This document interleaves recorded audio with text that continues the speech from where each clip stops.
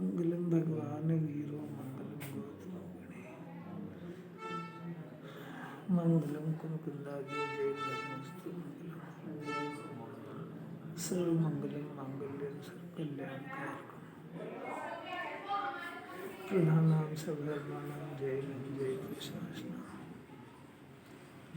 नमः समय साराय सहानुभूति चकास्ते चित्सु हवाय भावाय सर्वभक्ति रचाय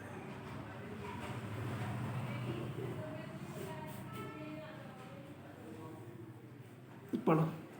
जहाँ चैतन्य की चमत्कारी रिद्धि पूर्ण प्रकट हो गई, ऐसे पूर्ण क्षय ज्ञान में और खंडात्मक क्षयोक्षमी ज्ञान में अनंत गुना अंतर है। पूज्य में जी चमत्कारिक रिद्धि पूर्ण प्रकट हो गई, ऐसे कौन से जीव हैं? अरहंत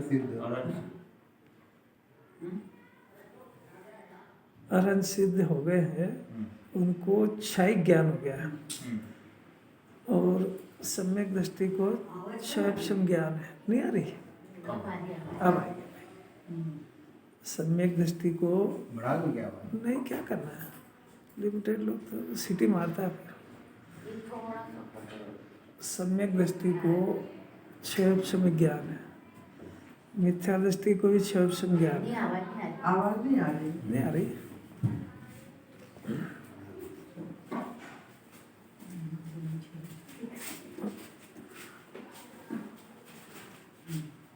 हल्का सा ही बढ़ाना। सम्यक दृष्टि का भी जो ज्ञान है ना, वो क्षयक्षमी ज्ञान है, खंड खंड ज्ञान है। केवल ज्ञानी को क्षय ज्ञान है और अज्ञानी को भी क्षयक्षम ज्ञान है। अज्ञानी के क्षयक्षम ज्ञान में सम्यक दृष्टि के क्षयक्षम ज्ञान में क्या है? अज्ञान क्षयक्षम ज्ञान को अपना मानता है, वो ज्ञान अपना नहीं मानती क्षयक्षम ज्ञान। हाँ, एक बात ये भी हुई और सोचो, क्षयक्षम ज्ञान क्षणिक है, सम्यक दृष्टि का भी क्षणिक है। हाँ, ये भी एक बात है, देखो सोचता है ना जी, आनंद की पूर्ण अनुभूति नहीं है। तो पूर्ण क्या है ही नहीं। ज्ञानी ज्ञानी मंत्र कर रहे हैं ना, ज्ञान की तरफ से देखो तो क्षयक्षम ज्ञान तो ही का है, पर जो अज्ञानी का जो क्षयक्षम ज्ञान है वो उल्टा है, मिथ्या क्षयक्षम ज्ञान। तो उल्टा है माने क्या है कि जो क्षयक्षमी ज्ञान सम्यक दृष्टि का है तो सम्यक ज्ञान नाम पाता है, नहीं कम जाने सम्यक ज्ञान नाम पाता है। और दूसरा तर्क ये है कि उस ज्ञान के साथ में नियम से आनंद की और शांति धारा साथ में रहती है, और अज्ञानी के जो क्षयक्षम ज्ञान है वो उल्टा होने की वजह से कुमति और कुश होते हैं, तो उसके साथ नियम से क्लेश और कषाय चलेगा अनंत अनुबंधी का। वो भले ही नहीं पकड़ पाया अलग बात है, पर चलेगा उसके साथ नियम से। मिथ्या दर्शन के साथ में रहने वाला मिथ्या ज्ञान क्षयक्षमी भी है, माने कम भी है, और दूसरी बात है भी उल्टा, माने कुमति कुश होते हैं। और सम्यक दृष्टि का जो ज्ञान है वो है तो क्षयक्षमी, केवल ज्ञान की तरह पूर्ण नहीं है, परंतु उस सम्यक ज्ञान साथ में तो वो उघाड़ उसका भले ही कम हो, पर उसके साथ में नियम से शांति की, ज्ञान की, आनंद की धारा साथ में रहती है, तो उसको अनंतानुबंधी की आकुलता नहीं होती है। ये अंतर है। और केवल ज्ञानी को तो पूर्ण ज्ञान एक ही है। जात किसकी? सम्यक ज्ञान का केवल ज्ञान। हाँ, वो तो है ही सही, पर ज्ञान की तरफ से जानना स्वभाव तो सब जीवों का एक जैसा है। मिथ्या सम्यक का अंतर पढ़ने के बाद में जाति एक ही है। जाति एक का अर्थ है कि जानने की पद्धति समझ गया हो, तो जिस पद्धति से केवल ज्ञानी जानते हैं वही सम्यक ज्ञान जानता है। और इस अज्ञानी जीव को स्वभाव से देखो तो ये भी वैसे ही है। मैंने जैसे केवल ज्ञानी ने 3 लोग 3 काल जाना, तो उनके ज्ञान में कोई गेय आता नहीं है, और उनको जो ज्ञान हो रहा है वो भी गेय से नहीं हो रहा है। सम्यक ज्ञान में डिसीजन हो गया, मिथ्या ज्ञान में भी वस्तु का स्वरूप ऐसे ही है, पर ऐसा स्वीकार नहीं करता।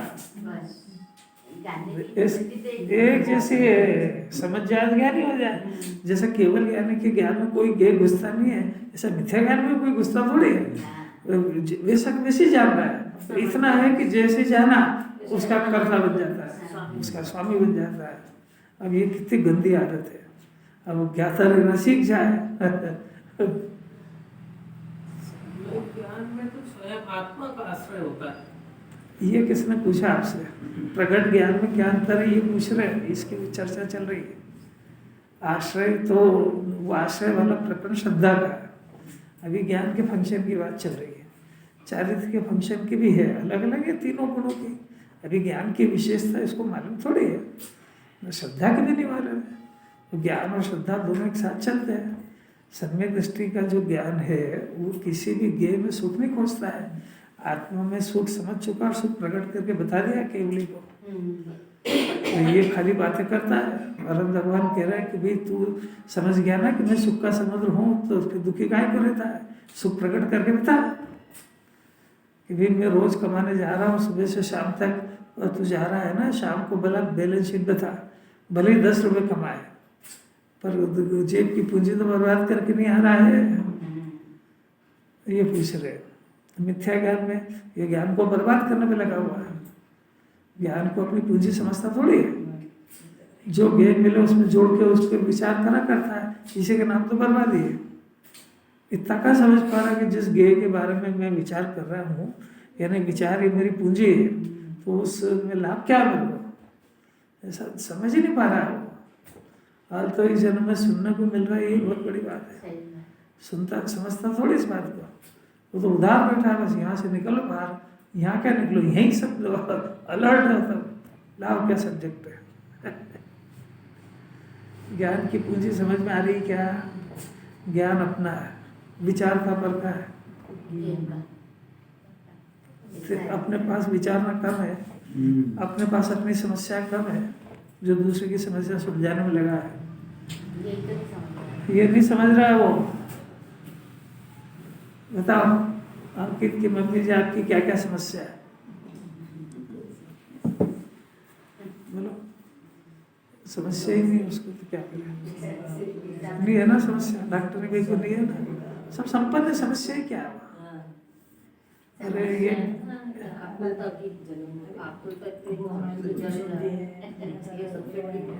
एक तो ये पकड़ी आकुलता हो रही, फोन करा रहा है इसको, तो खुद कर रहा है तो नहीं समझ रहा है ना कि ये नहीं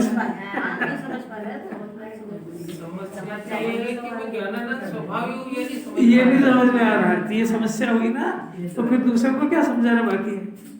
अरे अपने को समझना है कि रोज जिनवाणी कह रही है कि मैं ज्ञान और आनंद का बना हुआ हूँ, कि मेरे को मैं शरीर हूँ, ऐसा कैसा लगता है? तो समस्या है ना कि अपने को अपना ही आत्मा समझ में नहीं आ रहा है। और अपनी एक आदत है, किसी भी ज्ञेय को देखा तो जानना तो जीव का स्वभाव है केवली की तरह, उसके बारे में तुरंत विचार करने की जरूरत क्या है? तो नहीं समझ पा रहा है ना कि बर्बाद हो रहा है मेरा ज्ञान, तो अपने आप को समस्या को ज्ञेय का विचार क्यों करा? अब पूछे कौन इससे, और तेरे को लाभ क्या हुआ इसमें आज तक? आज तक इसने सब परिवार की चिंता करी ना, इसको क्या फायदा हुआ ये पूछ रही जिन्होंने। तो कुछ फायदा नहीं हुआ तो समस्या यही है ना कि उसको समस्या लगी नहीं रही है। आज तक किसी ज्ञेय में कुछ नहीं कर पाया और किसी ज्ञेय को अपना नहीं बना पाया। अब ये दोनों काम नहीं कर पाया ना, अब अभी क्या कर रहा है ये पूछ रहे हैं। तो बस उन्हीं समझ में आ रही ना कि समस्या मेरी, कि मैं छोड़ता क्यों नहीं उसको। कैसे कैसा पकड़ा है जिनवाने ने कि भाई ये मेरी समस्या है कि मेरा कोई ज्ञेय आज तक बन नहीं पाया, फिर भी मैं जिद्दी छोड़ते ही नहीं होती, मेरी समस्या है, ये बीमारी से मैं कैसे मुक्त हूँ? मैं केवली की तरह ज्ञाता क्यों नहीं रह पाता हूँ? जिस ज्ञेय को देखता हूँ बस उसका भला न उसका बुरा न ये धंधे उसको अपना बनाने की, ये कौन सी अच्छी आदत है? ये भगवान पूछेंगे तो क्या जवाब देंगे कि तू इतना भी नहीं सीख पाया? अरे अभी इस जन्म में सिर्फ इतना सीख जाए कि दोष है, गुण नहीं है, इतना ही बहुत है। ये निकल जाए तो आदत बन जाएगा। अभी दोष को दोष ही कहा जा रहा है। अनादिकाल से ज्ञेय को अपना नहीं बना पाया, अनादिकाल तक बना पाएगा। हाँ, ये भी नहीं समझ पाया, ये नहीं समझ जाए तो बहुत। तो जिनवाणी इसको काम मिल जाएगा कि जिनवाणी इस जन्म में काम दे रही है, अपने ही ज्ञान है, अपने पास ही अपना आत्मा है, वो ज्ञान के साथ तादात्म्य संबंध रखता है और इस ज्ञेय से इस आत्मा को अपना जानने का जिनवाणी काम दे रही है और ये काम अपने से नहीं बन पा रहा है। वो बने जब आप इसका प्रयत्न करो, क्यों बने जब वो आपको वो काम कर रहा है, वो समस्या लगे, तो ये काय को ऐसा होमवर्क करेगा। आप बहुत पुरुषार्थी अपने को समझते हो ना, तो एक समय के लिए निर्विकल्प होकर बताओ ना, बहुत पुरुषार्थी हो तो कि हमको सब समझ में आ रहा, हमने ये याद कर लिया। जिन्होंने खुला चैलेंज दे रही, एक समय के लिए क्षण भर निज रस, उसी का नाम निर्विकल्पता है। निर्विकल्पता कहो, निज रस का पीना कहो, ज्ञान ज्ञेय की तरफ फ्री हो जाए, इसी को कह रही जिनवाणी मोक्ष मार्ग की शुरुआत। ये पुरुषार्थ ही नहीं लगता उसका। क्या काम सौंपा जिनवाणी ने, कोई बताएगा? एक समय निर्विकल्प होकर बताओ, एक समय, सिर्फ एक समय, उसके बाद तो निर्विकल्प होना सीख जाएगा, उसके बाद कोई समस्या नहीं है। पर ये जब तक ये, क्योंकि विकल्प को अपना स्वभाव जानता है, इसलिए छोड़ नहीं पा रहा उसको। वो जिनवाणी बार बार कह रही कि विभाव है, ये दुख है, पराश्रित परिणाम है। एक समय निर्विकल्प कैसे हो? आप बोल रहे हैं एक समय निर्विकल्प होकर बता तो कैसे हो? कैसे? यही तो बात है, क्योंकि अनंत भगवान अनंत काल के लिए निर्विकल्प है। तो आप एक समय तो करके बताओ कैसे करें? कैसे करें? तो आपको ये जो अभी तक पर्व कर रहे हो तो क्या रिजल्ट मिला? पर्व कैसे कर रहे हो? कभी ज्ञान नेत्र खोल के देखा भी सही कि पर्व चल रही है कि नहीं चल रही है? देखे ही नहीं उससे। तो संसार भटक रहे पर चलाने की कोशिश ऐसी अपूर्व अद्भुत बात है, अद्भुत। अब देखो, अपन तो शुरू करते हैं। कलश बहुत अमृत कलश है, 205 का, जिसने 332 से 344 गाथा नहीं समझ पाया हो तो अमृत चंद्राचार्य एक चार्ज फिर से दे रहे कि हम जो उसका सारांश फिर से कहते हैं, समझना तो पड़ेगी ये, और ये समझे पूरा द्वादशांक समझ में आ जाएगा। जिनवाणी सुनने की एक पद्धति होती है, एक ही वस्तु स्वरूप को समझाना है, उसको अलग अलग ढंग से समझाते पर समझने का काम एक ही है। इसलिए ज़्यादा क्षम ज्ञान बढ़ाने की भावना नहीं करना चाहिए, क्योंकि जिनवाणी में दूसरी बात आएगी क्या? बात तो वही आएगी कि इसको अपने शुद्ध आत्मा का डिसीजन करना है। अब तरह तरह से बताते हैं, सब तरह से बता, काम तो एक ही है। इसलिए ज़्यादा शास्त्र पढ़ने का आग्रह नहीं रखना चाहिए। वो ज्ञेय की लुब्धता है और उसमें मिथ्या ज्ञान ही बढ़ता है, सम्यक दर्शन ज्ञान के नज़दीक नहीं जाता है उसमें। मिथ्या ज्ञान बढ़ेगा ना, इसलिए तो जितने ज्ञेय बढ़े, जितने ज्ञेयों को जानेगा उतना ज्ञान फैलेगा, तो मिथ्या ही फैलेगा। ये सम्यक दर्शन होने के बाद सम्यक फैलता है, तो ज्ञान बढ़ता नहीं है, तो मिथ्या ही फैलता है। वो सम्यक ज्ञान का जन्म हो तो ज्ञान बढ़ता है, तो सम्यक ज्ञान का जन्म ही नहीं हो तो बढ़ता थोड़ी हो। अब पैदा हो तो बढ़े ना, इसको क्या है कि और शास्त्र पढ़ो और बढ़ाएंगे, अरे वो मिथ्या ही फैलेगा वो, और जितना ज़्यादा पड़ेगा उतना ज्ञान उलझ जाएगा उसमें। जब जिनवाणी इतना सरल कर रही है कि वो तुष मांस भिन्न, तुष छिलका और मांस मैंने उड़द की दाल, वो दोनों भिन्न है। ऐसा शरीर और आत्मा, शरीर और ज्ञान और राग भिन्न है।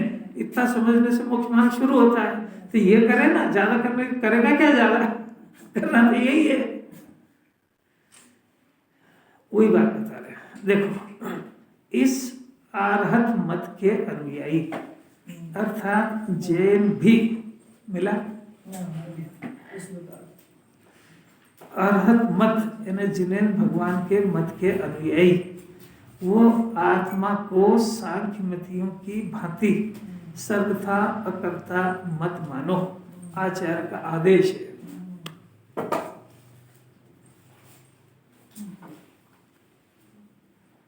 ये जीव,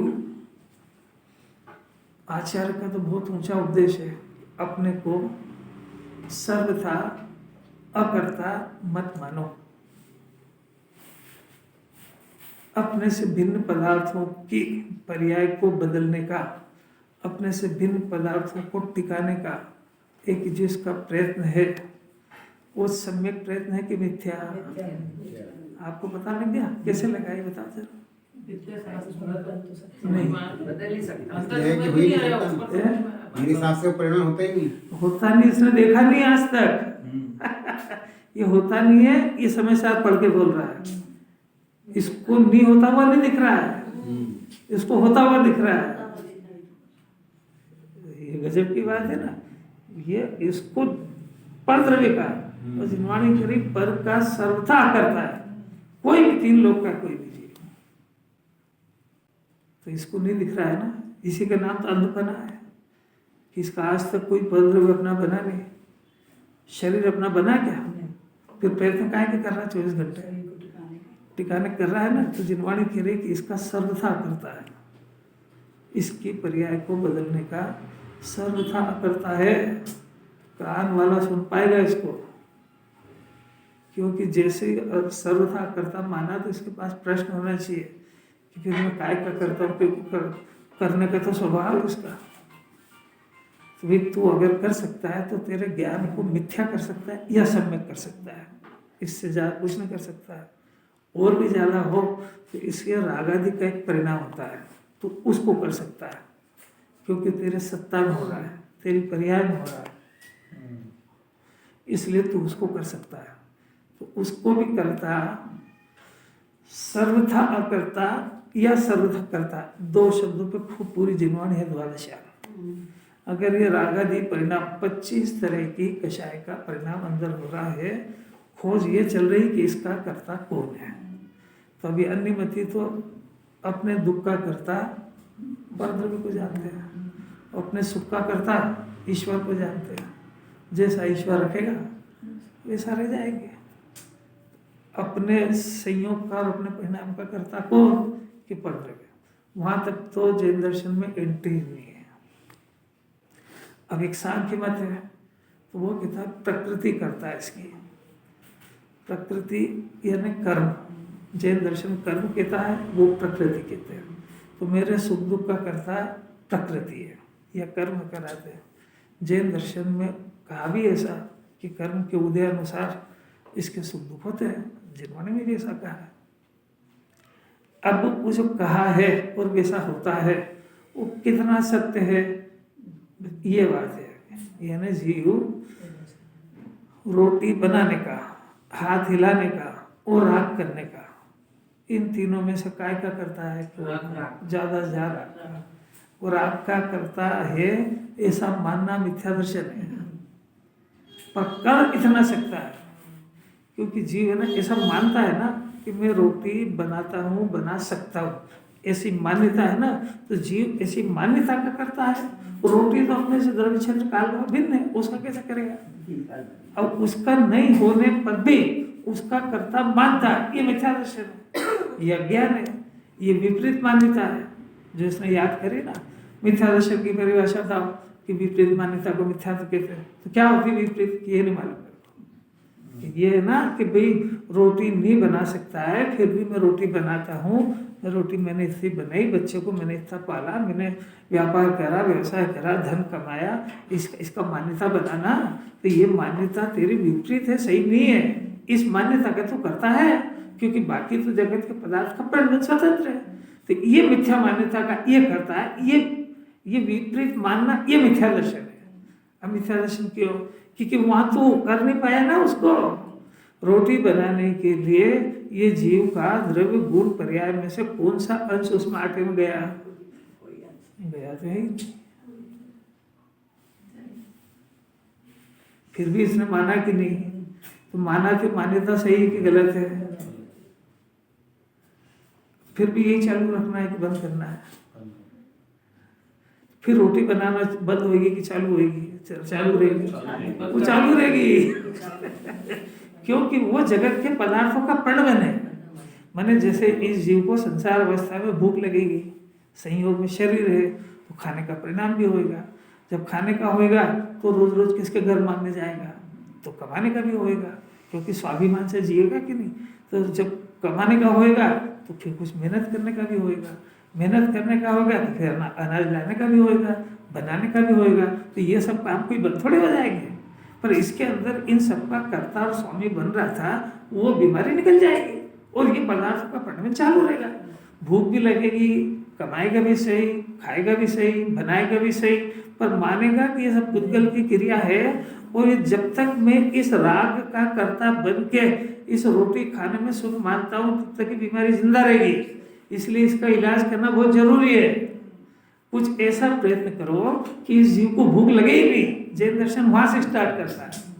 तो भूख लगे ही नहीं तो सारी समस्या का हल हो जाए। अरे इसको भूख लग रही है कि नहीं लग रही, इसको अनुकूल पदार्थ चाहिए कि नहीं चाहिए, वो पुण्य के उदय से मिलते हैं कि पाप के उदय से, तो इसको बस पुण्य का उदय चाहिए, सीधी बात है। पर पुण्य का उदय वो है कि इसको ऐसी वाणी सुनने को मिले कि इसकी भूख सर्वथा नष्ट हो जाए, इसको पुण्य का उदय कहते हैं।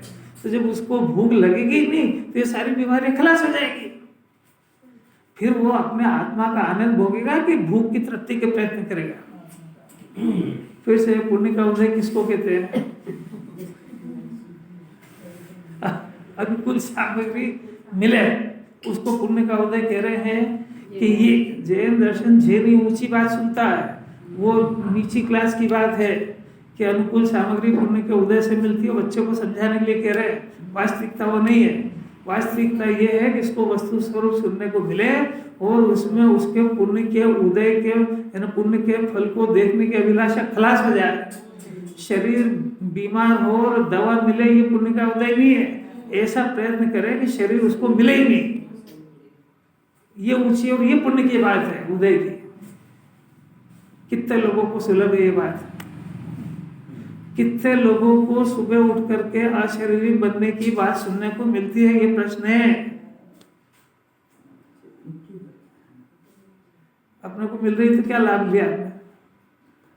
अपने को मिल रही तो जा रही है हाथ से, क्योंकि हमारा पुरुषार्थ पूर्ण परिणाम करने के ही जा रहा है। सुनने को मिल रही है तो उसका उपयोग क्या करा, उसकी निर्जा हो गई ना। किसी अद्भुत बात है। ये बात सुन के प्रसन्न नहीं होएगा। अब प्रश्न तो अपना वहां से चल रहा करता से कि ये परिणाम उत्पन्न हो रहे हैं, इसका कर्ता कौन है? तो सांख्य मत कहता है कि इसका कर्ता प्रकृति है। अब जैन दर्शन दो बातें करता है कि कर्ता भी है और अकर्ता भी है। और ये तो हम दो कैसे समझे यार कि भाई कर्ता इसलिए है कि तेरे अंदर हो रहा है, नंबर एक।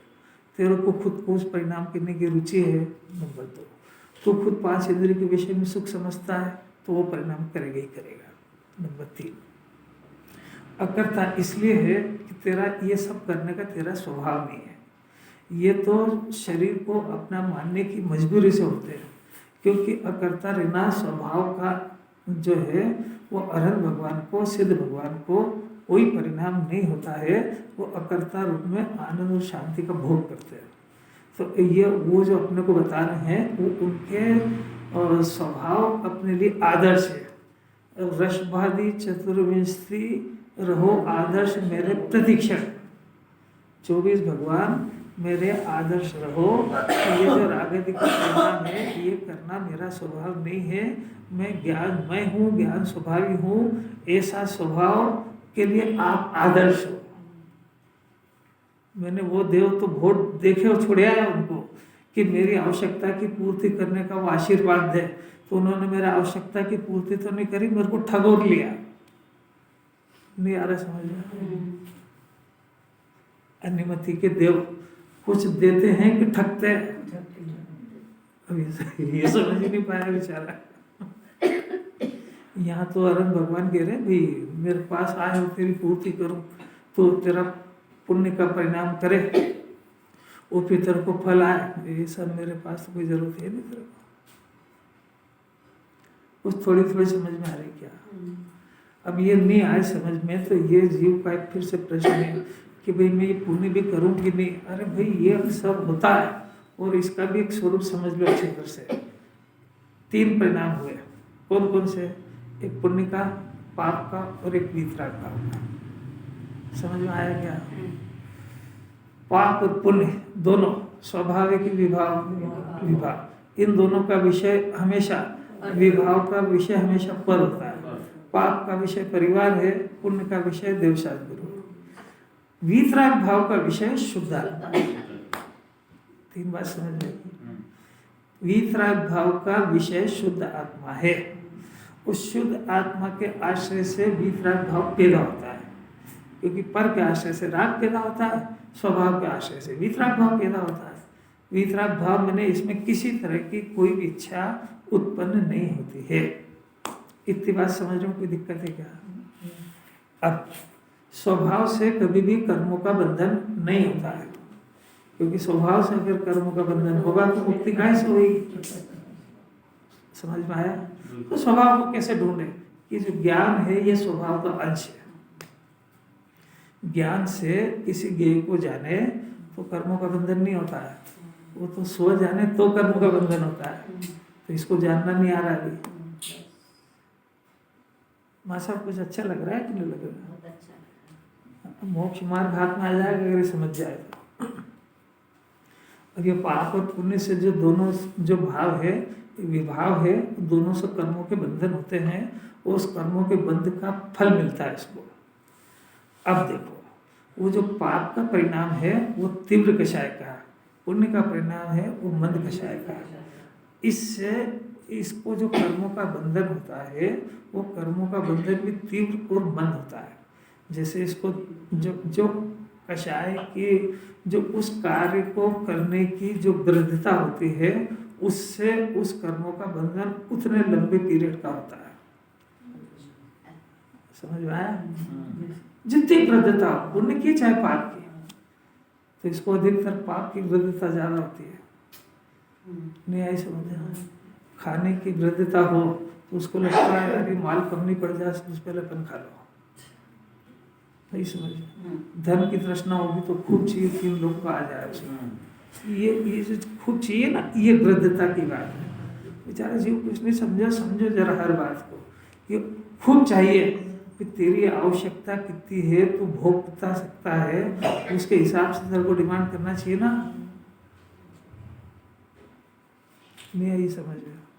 अरे जैन दर्शन जीने की कला सिखा देगा कि जब जितना तू भोग नहीं सकता उससे ज्यादा मांगता काय को। ये जो बहुत ज्यादा चाहिए उसका फल समझता है। 3 लोग को नाज जू खाए, भूख मिटेगी नहीं और एक कण मिलेगा नहीं। उसका वहां पहुंचा कैसे? उसके पहले उसकी यही डिमांड थी कि सब और चाहिए और चाहिए, और अगर तेरे को इसी जगह चला जाएगा, तेरे को आवश्यकता ही थी तो तेरी आवश्यकता जितनी तेरे कैपेसिटी थी उतनी मांग लेता है। मांग क्या लेता? मतलब परिणाम होना था उतना। साहब बात समझ में आई क्या? कि साहब वो तो हो गया अज्ञान, मुझे हमको भी कुछ पता था नहीं और बहुत सारे कर्म बन गए, अब क्या करें? अब फिर से 2 बातें इसके हाथ में आई। नंबर 1, कर सकते हो तो अपने आत्मा का आश्रय करो। करना तो वही है कि साहब वो ना तो समझ में आ रहा है और ना कर पा रहा है। अरे आपकी कोई की समस्या है भी कि नहीं है? करने का प्रयत्न करेगा तो समस्या लगेगी उसको, और समस्या है ही नहीं तो झगड़े खत्म, क्योंकि अपन तो आत्मा मान के ही बैठे हैं। तो आश्रय किसका ले? अरे आत्मा का आश्रय ले तो वितराग भाव पैदा होता है। तो वितराग भाव का जन्म हुए बगैर तूने मान कैसे लिया है कि सब समझ गया हो? आई क्या समझ में? तो अब कर सको तो ये करो कि साहब ये नहीं हो रहा, कोई बात नहीं। जिन्होंने वीतरागता का आश्रय ले रखा है, जो पूर्ण वीतरागी है, आप उनकी शरण में रह करके वीतरागता कैसे प्रकट करी जाती कला सीखो। समझ में आया? आपकी बीमारी के हिसाब से ट्रीटमेंट चल रहा है कि आप जिन्होंने पूर्ण वीतरागता प्रकट कर ली, ऐसे पंच परमेश थी, आप उनके पास जाकर के पुण्य की डिमांड मत करो, उनके किसी पुण्य की अभिलाषा से वो काम मत करो। आप उनसे वीतरागता प्राप्त करने की कला सीखो, क्योंकि वो कला जिसके पास वीतरागता प्रकट हो उसके अलावा दुनिया में कोई जानता नहीं है। तो 3 लोग के हर देव सड़ जाएगा ये, क्योंकि 3 लोग के किसी देव वहां वीतरागता शब्द ही नहीं है। अब भी कठिन पड़ रही क्या? अभी आँख बंद करके बैठे ऐसे बैठे हैं तो परद्रव्य का आश्रय तो कंटिन्यू है, स्वद्रव्य का आश्रय पाते ही यदि आया तो ले गया। आपको समझ में आ रही कौन सी बात चल रही है? वही तो बात वो गिरी हुई बात चल रही है अब कि नहीं ले पा रहे, उसके बाद की बताइए प्रोसीजर कि जो ले चुके हैं उनकी शरण में रह करके ये शास्त्र में उनकी शरण वितराग भाव कैसे पैदा होता है ये विधि सिखाई जा रही है। तो आँख बंद करके बैठने का किसने कहा? आपको ये विधि प्राप्त करने का प्रयत्न करना चाहिए ना। आपको आँख बंद करके बैठने का कहा किसने? बैठेगा तो अंधेरा अंधेरा दिखेगा और वो दिखेगा अंधेरा और ज्ञान पता नहीं किस किस दुनिया में घूमेगा वहाँ, क्योंकि ज्ञान को ठिकाना ही तो नहीं मिल रहा, तू जाए किस जगह। तो उसको ठिकाना यही तो जिनवाणी बताएगी और वो वहाँ पर मौन रूप से बताएंगे, तो मौन रूप की भाषा इसको समझ में नहीं आएगी। इसकी प्रॉब्लम भी तो देखो, जिन्हें भगवान बोलते नहीं है वो संदेश पूरा दे रहे हैं और समझ में आती नहीं है। तो ये है ना लिखित है आचार्यों ने, एक एक ग्रंथ, एक एक लाइन, एक एक गाथा इसको आत्मा का आश्रय लेने की तरकीबें बताती है। सुनता है कि क्यों नहीं सुनता है?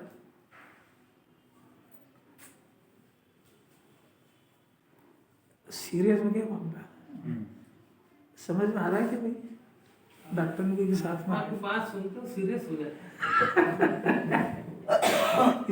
इसलिए इस तरीके से जिन्होंने सुनी नहीं, अपना प्रयोजन निकालने के उद्देश्य से जिन्होंने नहीं सुनता है,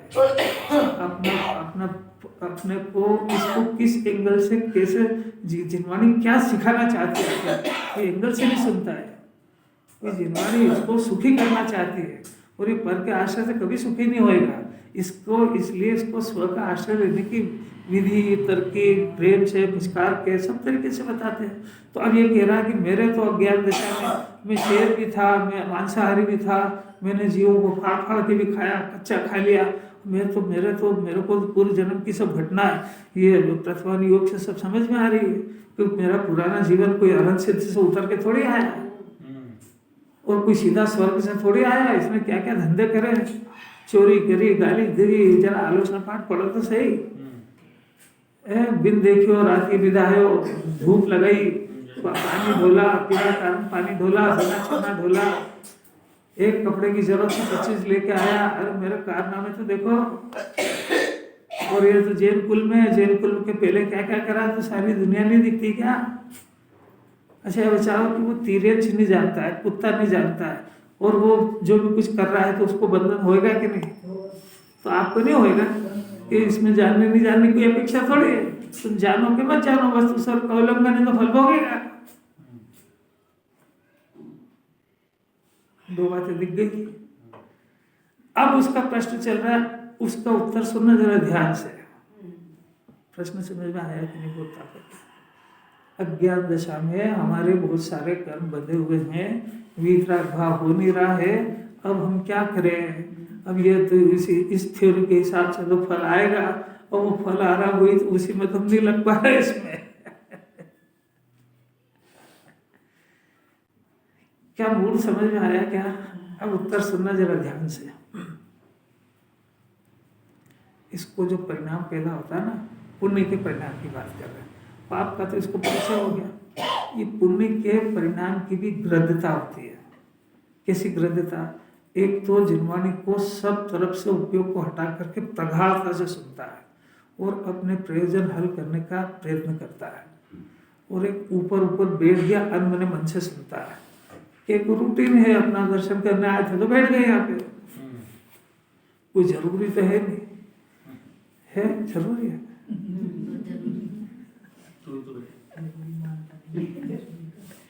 तो एक तो इसके अंदर से ये है कि ये मेरा प्राण है। जब तक इसमें आत्मा की, मेरे आत्मा की खुराक मिलती है, इसमें मेरे को सुखी होने का बात सिखाई जाती है, तो इसमें तो मेरा ही प्रयोजन भाषित होता है। और ये जिनवाणी की करुणा है कि मेरे को अलंसित बनाना चाहती है, और मैं अभी जरा सी लौकिक अनुकूलता के लिए अपना सारा समय बर्बाद करता हूँ, पर ये तो मेरे को ऐसा कल्याण कराती है कि अनुकूलता की जरूरत ही नहीं पड़े, झांके ही नहीं उस तरफ। तो मेरे को ऐसा मार्ग दिखाती है, मेरे हित की है, इसलिए मेरे को इसको, शरीर को रोटी बाद में खिलाएंगे, पहले आत्मा को भोजन करेंगे। हम कोई शरीर के गुलाम नहीं है, ज्ञान शरीर का गुलाम नहीं है कि पहले शरीर की व्यवस्था करें उसके बाद आत्मा को भोजन कराएं। अपना चिंतन मिलाते जाना हो। सबसे ज़्यादा जरूरी ये है कि सबसे पहले मैं अपने आप को भगवान बनने की कला सीखूँ। सबसे ज़्यादा जरूरी है कि वो नहीं सीख पा रहा हूँ तो जो परमात्मा बन के उनकी शरण में बैठ करके 5 मिनट शांति से उन्होंने किस तरीके से वितरागता प्राप्त करी, इसका विचार करो। उनको नमोकार मंत्र नमो हरिताणम करके अर्घ चढ़ा के नहीं आऊं। कोई समझ में आ रहा है क्या? उनके ज्ञान से अपने ज्ञान की तुलना करे, उनके अपने मानने से अपने मानने की तुलना करे। वो आत्मा को अपना मानते, मैं किसको अपना मानता हूँ? वो आत्मा में से अनंत सुख भोग रहे हैं, अनंत चतुष्टय बोला ना तुमने, वो आत्मा के आधार से अनंत सुख भोग रहे हैं, मैं किस में सुख ढूंढ रहा हूँ? ऐसा मिलान करे वहां बैठ के, घर पे नहीं कर पाएगा। कुछ बात समझ में आ रही क्या? अगर ये घर कर ले तो बहुत ज्यादा शूरवीर है, करके देख लेता। क्योंकि जैसे निमित्त रहते हैं ना वैसा परिणाम होता है अंदर में। तो घर पे तो सब कोई रागी देशी लड़ाई झगड़े वाला वो सब तो नारकी का रूप धर के आया हो, तो बैठेगा थोड़ी ना, शांति से बैठेगा तब वो बैठने देगा।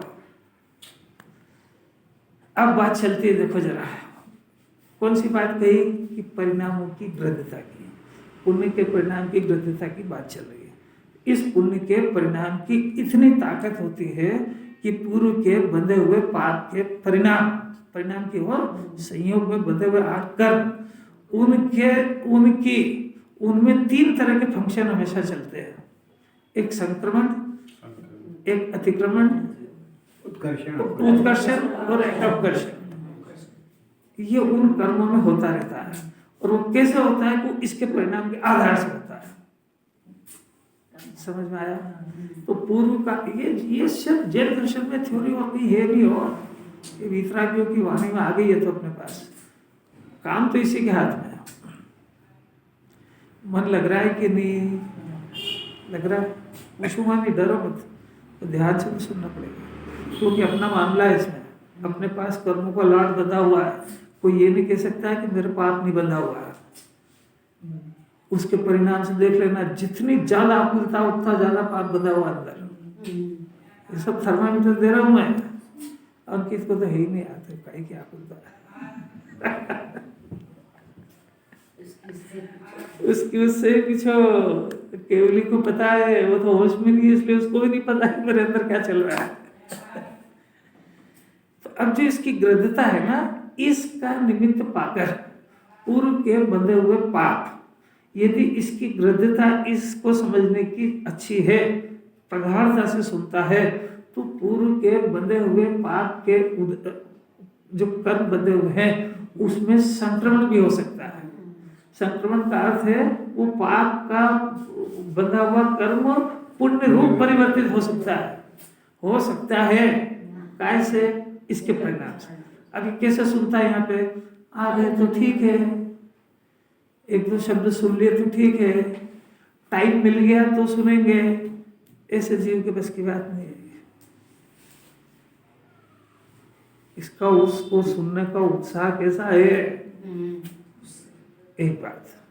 अब वो थोड़ा मंद हो तो कोई बात नहीं, उसमें उत्कर्षण अपकर्षण भी होता है कि जो पूर्व का जो पुण्य बंधा हुआ था बहुत हल्का बंधा हुआ था, क्योंकि इसके परिणाम मरे ही हुए होते। धर्म के कार्यों में मरे ही परिणाम रहते हैं, उसके उत्साह रहते ही नहीं है। पूजा भी करने जाएगा तो ऐसा काम निपटा के आया, अभी भाषा यहीं से स्टार्ट होगी उसकी, क्या करके आया?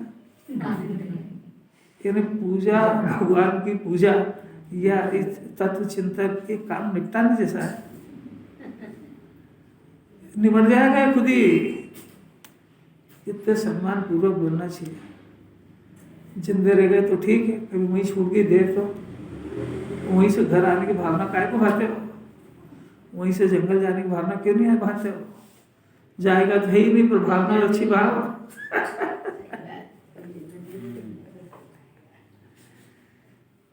कुछ सीखने की बात लग रही है कि नहीं? इसके परिणामों के आधार से संक्रमण यानी पाप पुण्य रूप परिवर्तित भी हो सकता है। पूर्व का बंधा हुआ पुण्य जो हल्का बंधा हुआ है उसमें उत्कर्षण भी हो सकता है, माने वो बढ़ सकता है, उसमें जो है ज्यादा फैला सकता है। और अपकर्षण भी हो सकता है।